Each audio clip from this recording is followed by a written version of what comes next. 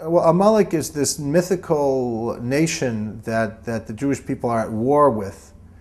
And one of the things in general when you study Kabbalah and the Zohar is that many of the mythical or actual nations that we have battled in the past in the Bible are reinterpreted to be spiritual levels of good and evil that need to be fought, not so much in an external battle with another nation.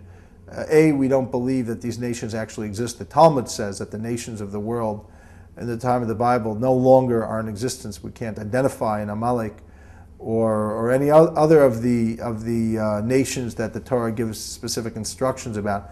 But rather, the Kabbalah reinterprets all of those texts to be referring to internal evil or good in us that we need to combat.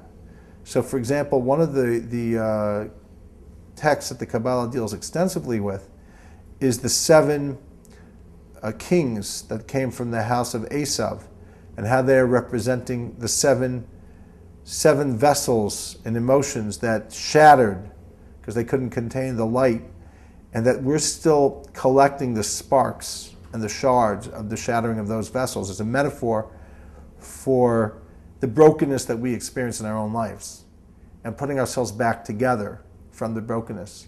So the Amalek represents the absolute self-ego that's destructive, that there's a death wish for others or even for oneself in that level.